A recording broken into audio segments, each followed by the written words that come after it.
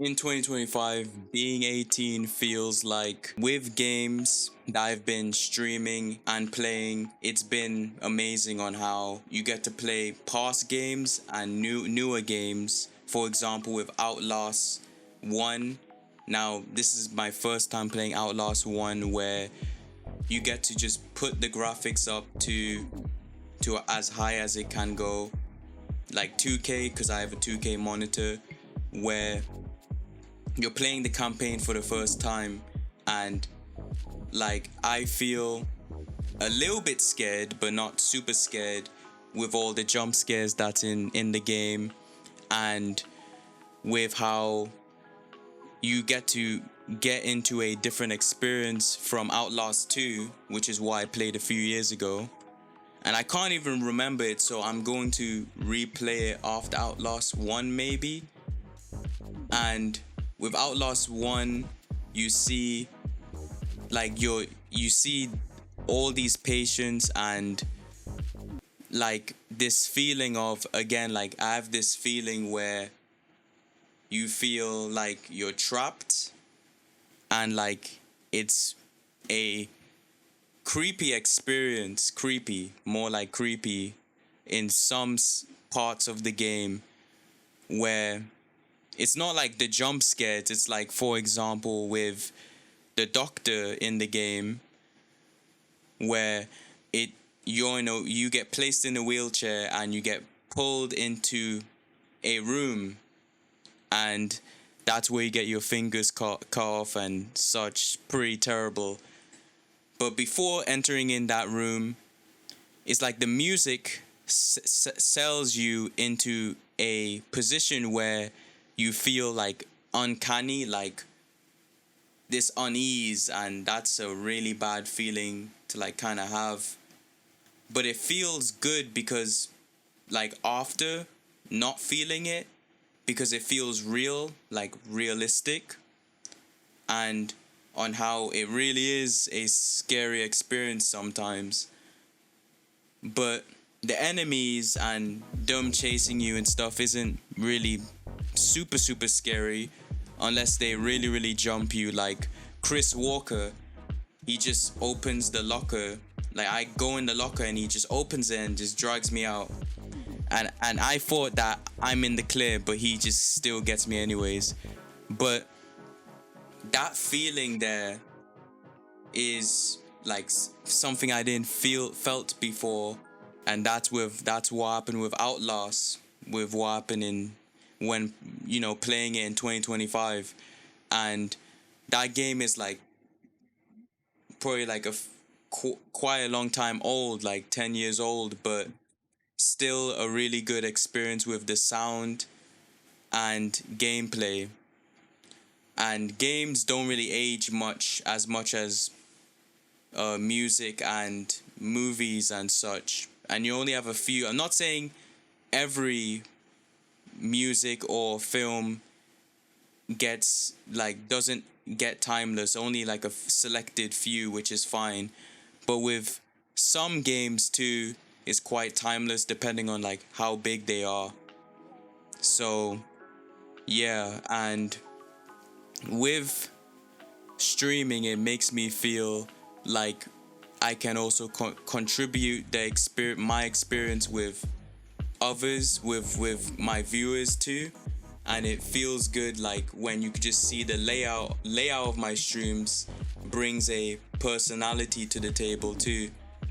I also try to bring very good quality to the table too, with the content that I'm producing with like videos and streams and such. And that's that. With games like also Hotline Miami 2, it's also been pretty well.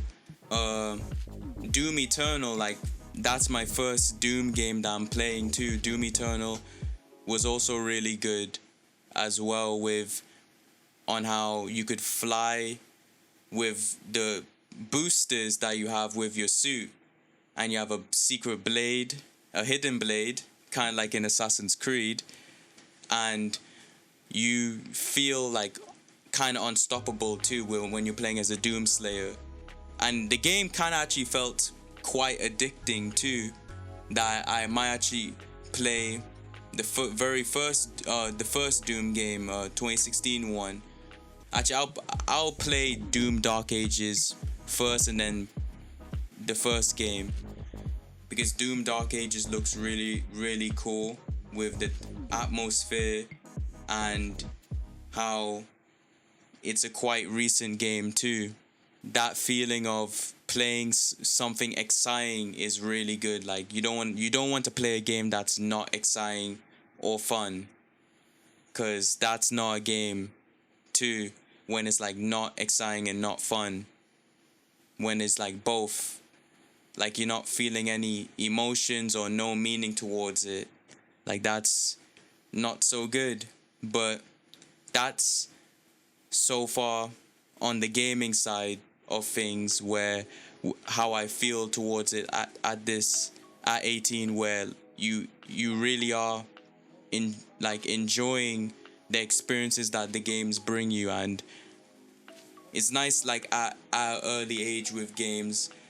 And then the next stop that I want to talk about as well is with YouTube as well, that I've been also improving on the pacing of my videos, on how I speak more as well, instead of like just being kind of silent too, and being able to just have a voice too on things as well is very good, to like say how you feel on something or what you are experiencing is also really good. And like feels like when you're like 18 to like late 20s, I mean, I don't know how future ages are like, but feels like I'm quite at the top of things as well. And being also when your brain gets a bit older, like collaborating with others, like feeling like once you finish off, once you progress through your passions and what you really want to do in life as well, you can really start to also collaborate with other people more, because that's what I'm also selling to do as well, especially coming towards the next year too. Yeah.